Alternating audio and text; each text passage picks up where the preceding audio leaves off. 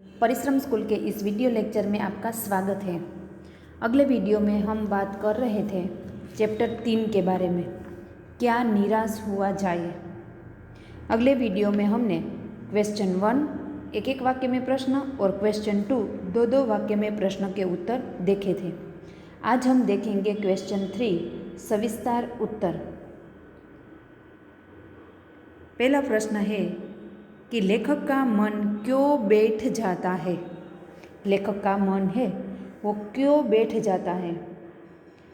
तो लेखक कहते हैं कि आज हमारे देश के जो अखबार है उसमें चोरी, डकैती, तस्करी और भ्रष्टाचार के समाचारों से भरे रहते हैं। राजनीतिक दल एक दूसरे पर आरोप प्रत्यारोप लगाते रहते हैं।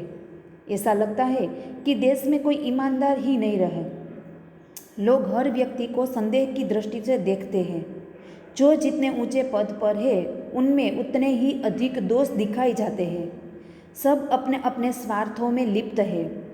देश के हित की बातें आज बहुत कम हो रही है। देश और समाज की ऐसी दशा देखकर लेखक का मन है वो बैठ जाता है।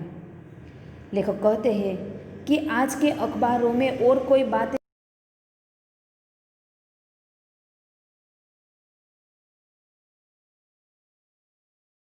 उसके आरोप प्रत्यारोप जो आरोप के जवाब देते हैं प्रति उसका, और ऐसे समाचारों से ही आज के अखबार है वो भरे रहते हैं कि इसने इसका खून किया, उसने वहाँ से चोरी की, उसने उसका रेप किया और इसने दगे से अपने ज़मीन पड़वा ली है, भाई ने भाई का खून कर दिया।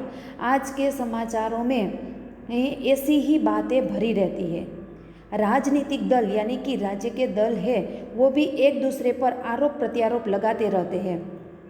आरोप प्रत्यारोप मीन्स के प्रत्यारोप એટલે કે आरोप के जवाब में जो प्रति लगाने के प्रति उसके ये जवाब देते हैं उसको प्रत्यारोप कहते हैं। तो क्या आज राजनीतिक दल है, राजनीतिक दल मीन्स के जो राजकारण है तो वो भी एक दूसरे पर आरोप प्रत्यारोप, एग्जाम्पल दूँ तो भाजपा और कांग्रेस ये दोनों पक्ष में एक दूसरे पर एक आरोप लगाते हैं तो उसका प्रत्यारोप उसके सामने एक जवाब देता है। तो कि प्रति आरोप के लगाते हैं कि इसने आरोप किया है, इसने ऐसा किया है। तो कि राजनीतिक दल है वो भी एक दूसरे पर आरोप प्रत्यारोप लगाते रहते हैं। ऐसा लगता है कि देश में कि जैसे देश में कोई ईमानदार आदमी ही नहीं रह गया। कि जब राजनीतिक दल एक दूसरे पर आरोप लगाते हैं तो ऐसा लगता है कि आज देश में कोई ईमानदार आदमी ही यानी कि ईमानदार व्यक्ति ही नहीं रह गया है। लोग हर व्यक्ति को संदेह यानी कि शंका की दृष्टि से देखते हैं। लोग है वो हर एक व्यक्ति को शंका की दृष्टि से देखते हैं कि उसने मेरे बात ऐसी की, उसने ऐसा किया होगा, उसने ये मेरी ही बात कर रहा है और इसने मैंने जो किया है वो दूसरों को ऐसा बताया। हम दूसरों को शंका की दृष्टि से ही देखते हैं कि इसने ऐसा।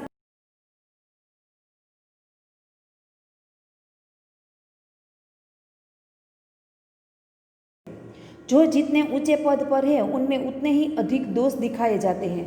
जितने ऊंचे पर खास करके ऊंचे पद यानी कि उच्च व्यक्ति है उसमें अधिक दोष दिखाए हैं कि वो भी उसको अधिक वस्तुओं की लालच होती है कि मैं ऐसा कर लूँ ऐसा कर लूँ। और जो निम्न व्यक्ति है जो गरीब है उसमें कोई ऐसी भावना नहीं होती, उसको ऐसी उसके मन में ऐसी ही कल्पना यानी कि ऐसी भावना होती है कि बस इस तक का हो गया तो अब दूसरे को तक की यानी कि भविष्य की उसको चिंता नहीं होती कि वो सब अपने आप ही हो जाएगा। परंतु वो जितने ऊंचे पद पर व्यक्ति है उसको इतने ही अधिक दोष दिखाए जाते हैं कि उसमें दोष की भावना, लालच की भावना, भ्रष्टाचार की भावना, ऐसी भावना होती है। तो सब अपने अपने स्वार्थों में लिप्त है कि सब व्यक्ति है कि वो अपने स्वार्थ के लिए कोई भी काम कर सकते हैं कि जैसा भी हो, जो वो चोरी करने का यानी कि भ्रष्टाचार करने का, काला बाजार करने का और किसी का खून करने का, तो क्योंकि सब अपने अपने कामों में व्यस्त है। तो आज इस देश के हित की बात तो बहुत कम हो रही है। कि ये आज सब अलग अलग स्वार्थों में लिप्त है। देश के हित की बात कोई सोचते नहीं कि देश का जो होगा वो देखा जाएगा, पर अपने लिए क्या अच्छा है तो कि अपने स्वार्थ में वह हमेशा डूबे रहते हैं। देश के हित के काम वो बहुत कम होते हैं। देश और समाज की ऐसी दशा देख कर कि आज हमारा देश है, समाज है, वो बर्बाद होता जा रहा है। देश में कोई अच्छा आदमी ही नहीं रहा। देश में आज भ्रष्टाचार की बढ़ गया है। तो कि ऐसी दशा देखकर देश की और समाज की लेखक का मन है वो बैठ जाता है। अगला प्रश्न है कि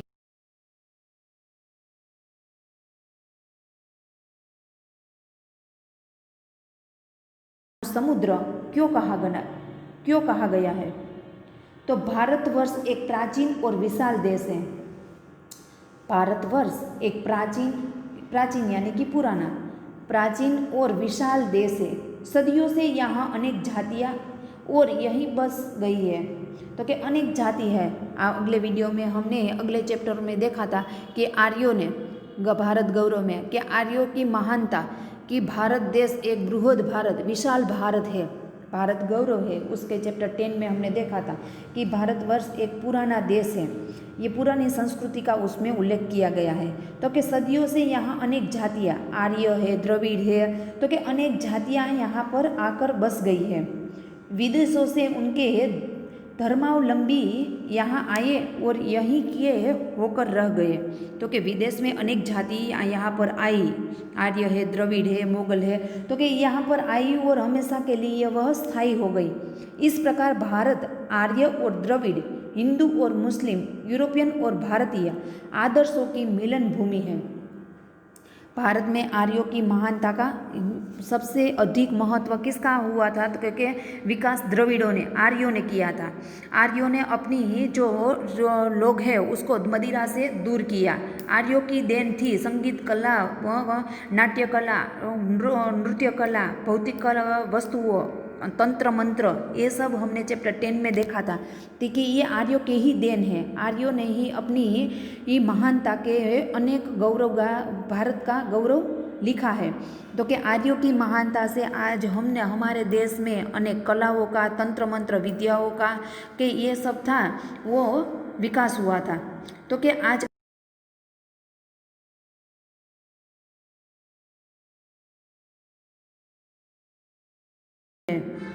भारतीय सभ्यता में विदेश से आई सभ्यताओं का भी प्रभाव है। तो कि यहाँ का तो प्रभाव है ही, परंतु जो विदेश से आई है, स्थायी हो गई है, उसकी भी सभ्यता, संस्कृति है वो उसका भी प्रभाव पड़ा है भारत देश में। यहाँ की संस्कृति में विदेशी संस्कृतियाँ घुल मिल गई है। यहाँ भारतीयों की संस्कृति, हमारे संस्कार है, रीति रिवाज है, त्यौहार है, तो उसकी तो हम जानते ही है।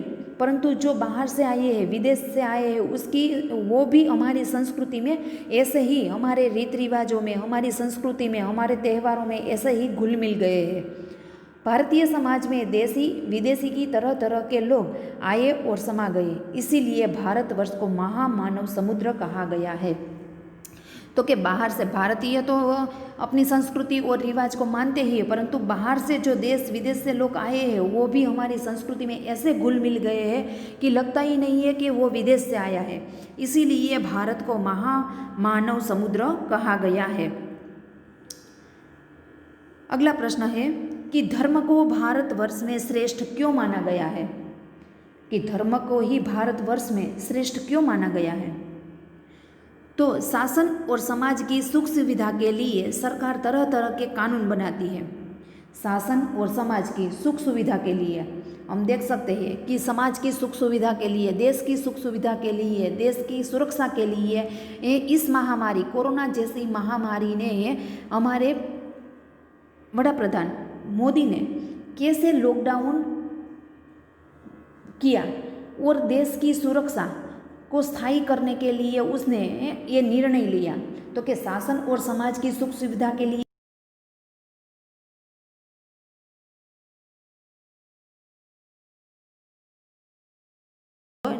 हेलमेट के बिना जो निकलेगा उसको ऐसा दंड मिलेगा, वो हमारे रूल्स है वो फॉलो करने पड़ेंगे। जो मास्क नहीं पहने होंगे तो उसको 500 रुपये का दंड होगा। तो ऐसे ऐसे नियम है तो ये सरकार ने हमारी सुख सुविधा के लिए तरह तरह के कानून बनाए हैं। लेकिन भारतवासियों की दृष्टि में धर्म कानून से बड़ा है, लेकिन हमारी दृष्टि में कानून से बड़ा कौन है? तो कि धर्म। धर्म है वो कानून से बड़ा है। धर्म के कारण ही अब भी सेवा, सच्चाई, ईमानदार और आध्यात्मिक आदि ही बने हुए हैं। कि जो धर्म एक ऐसी चीज़ है कि उसके कारण लोगों में सेवा है, कि एक दूसरे के प्रति सेवा की भावना उत्पन्न होती है। सच्चाई, ईमानदारी, आज ईमानदार व्यक्तियों की बहुत कमी है, तो कि ईमानदारी है, आध्यात्मिकता है, आदि बने हुए हैं धर्म के कारण। धर्म के भय से मनुष्य झूठ और चोरी को गलत समझता है कि ये हम ऐसा करेंगे तो हमें ऐसा पाप लगेगा, हमें ऐसा करेगा तो हमें ईश्वर को ऐसा जवाब देना पड़ेगा। जो हम चोरी करेंगे या किसी के साथ अन्याय करेंगे तो इसका जवाब हमें ईश्वर को देना पड़ता है। इसीलिए हमें अंदर से भय रहता है, परंतु कानून में कोई भय नहीं है। तो कि धर्म के भय से मनुष्य झूठ और चोरी को गलत समझता है। धर्म बुद्धि के कारण ही लोग एक दूसरे को पीड़ा पहुंचाना पाप मानते हैं। कि धर्म के अनुसार हमें ऐसा भय हो जाता है कि हम दूसरों को ऐसी पीड़ा पहुंचाएंगे, हमें इसे किसी व्यक्ति को उसके गुनाह के बिना हम उसको अपराध पहुंचाना या उसको कोई भी अन्याय करेंगे तो उसका पाप हमें लगेगा। धर्म बुद्धि ही लोभ, मोह, काम, क्रोध आदि विकारों पर संयम रख सकता है और निष्कृष्ट आचरण करने से रोकती है। तो कि ये है विकार, विचारों है वो ही हमें संयम रखाती है।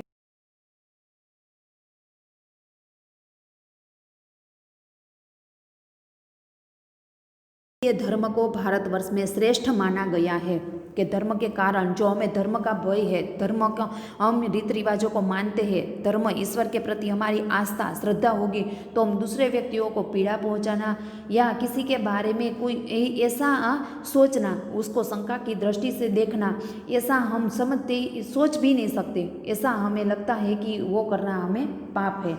इसलिए काम, क्रोध, मोह आदि के विकारों पर संयम रख सकती है और निष्कृष्ट आचरण जो नीच आचरण है उसे करने में भी हमें रोकती है। तो इसीलिए है धर्म को भारतवर्ष में श्रेष्ठ माना गया है। अगला प्रश्न है कि कंडक्टर ने अपनी ईमानदारी कैसे बताई? कंडक्टर ने अपनी ईमानदारी कैसे बताई? तो एक बार लेखक सपरिवार के साथ यात्रा पर गए थे। लगभग 5 मील पहले एक सुनसान स्थान पर बस खराब हो गई और कंडक्टर समझ गया कि यह बस अब आगे नहीं जा सकती। वह एक साइकिल लेकर चला गया। उस समय रात के 10 बजे थे। यात्री बस ड्राइवर पर अपना क्रोध उतारने लगे। लेखक ने बच्चे भोजन और पानी के लिए व्याकुल थे। यात्री ड्राइवर को मारने के लिए तैयार हो गए। ठीक उसी समय बस कंडक्टर एक खाली बस लेकर आया। यात्री उसमें सवार हो गए। कंडक्टर लेखक के बच्चे के लिए पानी और दूध भी ले आया था। इस तरह बस कंडक्टर ने अपनी ईमानदारी और सज्जनता बताई। तो कि एक बार क्या हुआ तो कि लेखक अपने सपरिवार, अपने पूरे परिवार के साथ यात्रा पर गए थे। स्थान से लगभग 5 मील पहले आगे चले कि ये सुनसान एक जगह आई।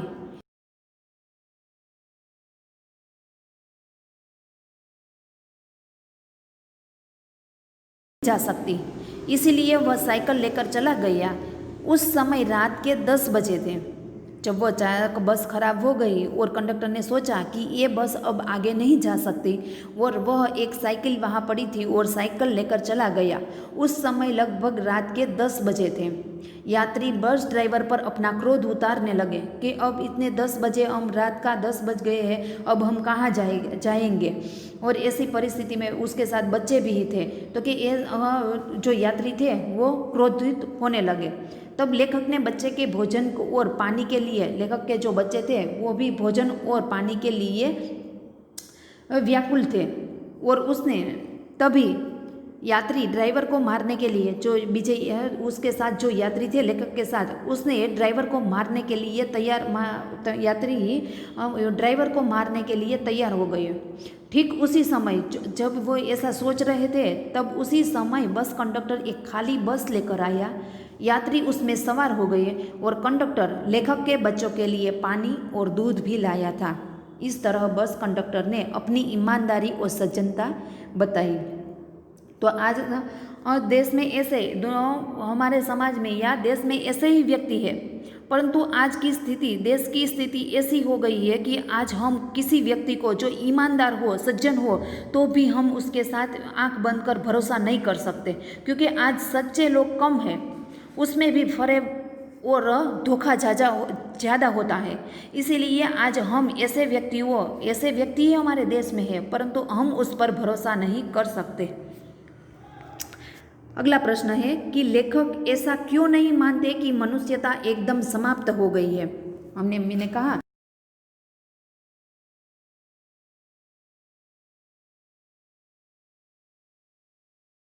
इसमें इतना बड़ा, तो क्योंकि इतना अत्याचार होता है, लोग इतने नीचे गिर गए हैं कि आज हम एक दूसरे पर भरोसा, आंख बंद कर भरोसा नहीं कर सकते। वो कितने ही भले हो, परंतु हम उस पर भरोसा नहीं कर सकते। तो लेखक ऐसा क्यों लगता है कि आज मनुष्यता एकदम समाप्त हो गई है? उसका उत्तर है कि लेखक कहते हैं कि आज अखबारों में अधिकतर चोरी, तस्करी और भ्रष्टाचार के समाचार ही भरे रहते हैं। आज किसी को किसी पर विश्वास नहीं रहा। ईमानदार और परिश्रमी लोग दुखी हैं एवं झूठ, फरेब और बेईमानी लोग फले फूले रहे हैं। स्थिति सचमुच निराशाजनक है, लेकिन फिर भी अनेक घटनाएं ऐसी हो रही है जिनमें मनुष्यता के दर्शन होते हैं। लेखक स्वयं कई बार ठग गए हैं और उसने धोखा खाया है, लेकिन कई बार लोगों ने बिना किसी स्वार्थ के उसकी सहायता भी की है। कई बार लोगों ने उसके निराश मन को ढाढ़स और हिम्मत, यानी कि उसके मन को हिम्मत भी दी है। तसल्ली, ढाढ़स मीन्स के तसल्ली, तो के तसल्ली और हिम्मत भी बढ़ाई है। लोगों के ऐसे मानवतापूर्ण व्यवहार को देखकर लेखक को लगता है कि मनुष्यता अभी भी समाप्त नहीं हुई है। मैंने कहा ना कि आज लगभग समाचारों में ऐसे, अखबारों में ऐसे ही समाचार भरे रहते हैं कि उसने चोरी की है, भ्रष्टाचार किया है, तस्करी की है, डकैती की है, तो कि ऐसे समाचार भरे रहते हैं और हमें ऐसे ही पढ़ते हैं। तो आज किसी को किसी पर विश्वास नहीं है। ईमानदार और मेहनत करने वाले लोग भी दुखी है, तो कि ईमानदार, आजकल जो बेईमान लोग हैं वही फल फूल रहे हैं, उसका भी बोलबाला, उसे कुछ नहीं होता। और जो ईमानदारी से काम करते हैं, जो विश्वास के, आत्मविश्वास के साथ काम करते हैं, जो परिश्रम करते हैं दिन रात, उसके साथ वो लोग ज़्यादातर दुखी है। और जो बेविश्वास, जो ईमान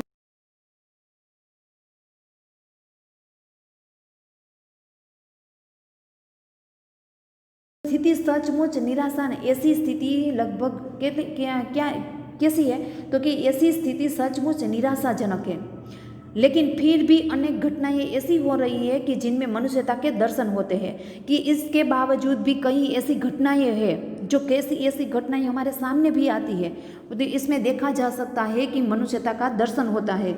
लेकिन लेखक स्वयं कई बार ऐसे ठग गए हैं कि लेखक को कई बार ऐसा स्वयं महसूस हुआ है कि उसने धोखा खाया हो। लेकिन कई बार ऐसे लोगों से भी मिला है कि जो बिना किसी स्वार्थ से उसकी सहायता भी की है।